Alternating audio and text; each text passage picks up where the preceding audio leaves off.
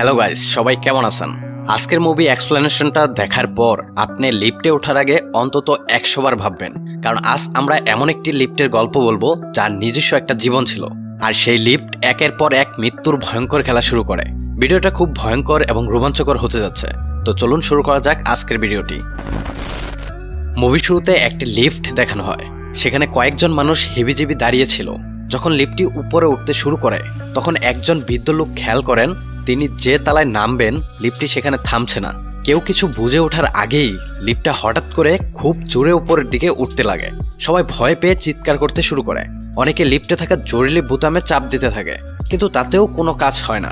একটি ছেলে ভয় পেয়ে সেখানেই প্যান্ট নষ্ট করে ফেলায়। হঠাৎ করে লিফটের নিচের অংশ ভেঙে যায়, এতে করে অনেক মানুষ নিচে পড়ে যায়। তাদের মধ্যে কিছু লোক লিফটে থাকা রড ধরে ঝুলে থাকে, কিন্তু লিফটের গতির কারণে অনেকেই হাত ফসকে নিচে পড়ে যায়। মুহূর্তের মধ্যেই লিফটটি ছাদ ভেঙে উপরে উঠে যায়। এই লিফটের হত্যাকাণ্ড কয়েক মাস আগে থেকেই শুরু হয়েছিল। তো চলুন কয়েক মাস আগে থেকেই দেখে আসি এই হত্যার মূল রহস্য কি।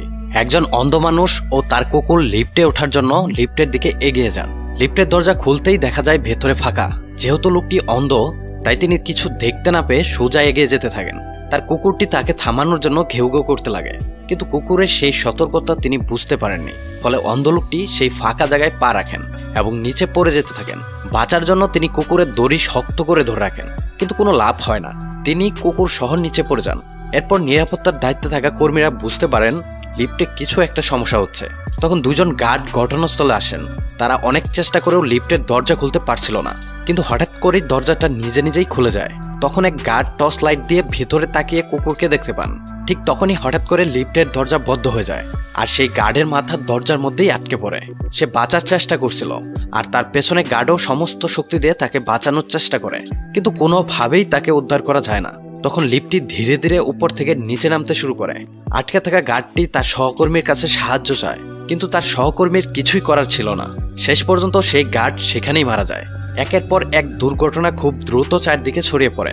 সুপারভাইজার তখন লিফট ঠিক করার জন্য মার্ক এবং জেফরিন নামের দুজন টেকনিশিয়ানকে ডাকেন, কিন্তু সবকিছু ভালোভাবে পরীক্ষা করেও তারা কোনো সমস্যা খুঁজে পান না। লিফট আবার স্বাভাবিকভাবে চলছিল। সেই দিনই লিফটে কয়েকজন গর্ভবতী মহিলা ওঠেন।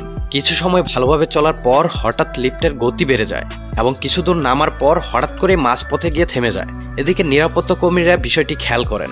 তখন তারা লিফটে থাকা ইমার্জেন্সি ফোনে যোগাযোগ করার চেষ্টা করেন, কিন্তু কোনো কথাই শোনা যাচ্ছিল না। এর মধ্যেই লিফটের ভেতরে তাপমাত্রা বাড়তে শুরু করে। ঠিক তখনই একজন গর্ভবতী মহিলা চিৎকার করে ওঠে। তার প্রসব বেদনা শুরু হয়। সঙ্গে থাকা আরেকজন মহিলা তাকে সাহায্য করার চেষ্টা করেন।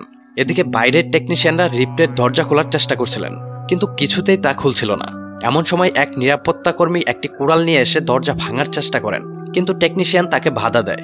তারা ভয় পাচ্ছিল এতে পরিস্থিতি আরো খারাপ হতে পারে। তখন হঠাৎ করেই লিফট নিচের দিকে নামতে শুরু করে, কিন্তু অবাক করার বিষয় হলো বিদ্যুৎ তো আগেই বন্ধ করে দেওয়া হয়েছিল। এটা দেখে সবাই অবাক হয়ে যায়। তারা দ্রুত নিচতলায় ছুটে যান। ভাগ্যক্রমে এবার কেউই গুরুতর আহত হননি। মার্ক আবার লিফটের সবকিছু ভালোভাবে চেক করেন, কিন্তু এবারও কোনো সমস্যা খুঁজে পেলেন না। তখন মার্ক এবং জেফরিন বিল্ডিং এর মালিক মিস্টার মিলিগানকে অনুরোধ করলেন যেন কিছুদিনের জন্য লিফটটা বন্ধ রাখা হয়, যাতে তারা আরো বিস্তারিতভাবে পরীক্ষা করতে পারেন। কিন্তু মালিক তাদের কথা সঙ্গে সঙ্গে না করে দিলেন, কারণ এই বিল্ডিংটি ছিল একটি বিখ্যাত দর্শনীয় স্থান, আর প্রতিদিন হাজার হাজার পর্যটক এখানে আসতো। সেই কারণেই মালিক কোনোভাবেই লিফটটি বন্ধ করতে রাজি ছিলেন না। সেই দিনই দুজন যুবক রাস্তায় রোলার স্কেট করছিল। স্কেটিং করতে করতে তারা একসময় একটি পার্কিং গ্যারেজে পৌঁছে যান। তাদের একজন ভুল করে গাড়ির সাথে ধাক্কা খায়। সে ভয় পেয়ে উপরের দিকে তাকায় এবং দেখতে পায় গাড়ির ওয়াইপারগুলো নিজে নিজেই নড়ছে। হঠাৎ করে তার পেছনে লিফটের দরজা খুলে যায়। ভেতরে দেখা যাচ্ছিল এক ধরনের উজ্জ্বল আলো। এরপর কোনো এক অদ্ভুত শক্তি ছেলেটিকে লিফটের ভিতরে টেনে নেয়। লিফটটি ৮৬ তলা পর্যন্ত ওঠার পর হঠাৎ করে ছেলেটিকে বাইরে ফেলে দেয়। সে মোটা কাঁচ ভেঙে সোজা নিচে পড়ে এবং সেখানেই তার মৃত্যু হয়। দ্রুত সেখানে পুলিশ অফিসাররা পৌঁছায়, কিন্তু কেউই বুঝে উঠতে পারছিল না ১২ ইঞ্চি মোটা কাঁচ এত সহজে ভেঙে গেল কিভাবে। একই দিন বিল্ডিং এর মালিক মিলিগান একটি লিফটে ওঠেন। হঠাৎ তার কাঁধে একটি লাল রক্তের ফোঁটা পড়ে। তিনি উপরে তাকিয়ে দেখেন জানালার উপরে কিছু অন্ধকারে নড়াচড়া করছে। হঠাৎ করেই একজন মানুষের দেহ তার উপরে এসে পড়ে। মিলিগান ভয় পেয়ে চিৎকার দিয়ে ওঠেন এবং লিফট থেকে হামাগুড়ি দিয়ে বাইরে বেরিয়ে আসেন। ঠিক তখনই তার সেক্রেটারি সামনে দিয়ে যাচ্ছিলেন। তিনিও মৃতদেহটি দেখে ভয়ে হতবাক হয়ে যান। তারা বুঝতে পারেন মৃত ব্যক্তিটি ছিল মার্কের সহকর্মী জেফরি। এই সুযোগে বিল্ডিংয়ের সব ভয়াবহ ঘটনার জন্য জেফরিকেই দায়ী করা হয়, কিন্তু মার্ক এটা বিশ্বাস করেননি। তিনি তখন লিফটের সমস্ত নকশা এবং ফাইল খুঁজে দেখতে শুরু করেন। এই সময় রিপোর্টার জেনিফার তার কাছে আসেন। কাগজপত্র ঘাঁটতে গিয়ে তারা জানতে পায় লিফটটির ডিজাইনার ছিলেন সেন্ট বার্ক নামের একজন ব্যক্তি, তবে তাকে সরকারি যন্ত্রপাতি অবৈধভাবে ব্যবহারের অভিযোগে সেনাবাহিনী থেকে বহিষ্কার করা হয়েছিল।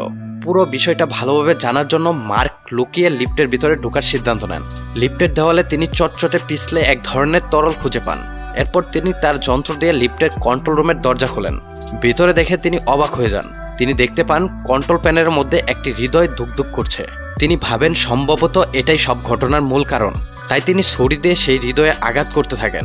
ঠিক তখনই উপরে লিফট নিচে নামতে শুরু করে। মার্ক অনেক কষ্টে নিজেকে বাঁচিয়ে বাইরে বেরিয়ে আসেন। এরপর তিনি একটি রকেট লঞ্চার নিয়ে আসে, যেন এই হৃদয়টাকে সম্পূর্ণভাবে ধ্বংস করা যায়।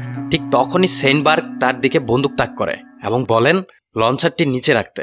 ঠিক সেই সময় জেনিফার সেখানে উপস্থিত হন এবং তিনি সেনবার্গের দিকে বন্দুক তাক করেন। তিনজনের মধ্যে তুমুল উত্তেজনা চলছিল। তখন হঠাৎ করে লিফট থেকে কয়েকটি তার বের হয়ে সেনবার্গকে পেঁচিয়ে ধরে এবং তাকে লিফটের ভিতরে টেনে নিয়ে যায়। সাথে সেই তারগুলো মার্ককেও টেনে নিয়ে যেতে থাকে। ঠিক তখনই জেনিফার রকেট লঞ্চারটি লাথি মেরে মার্কের দিকে ঠেলে দেন। মার্ক রকেট লঞ্চারটি হৃদয়ের দিকে ছুঁড়ে মারেন।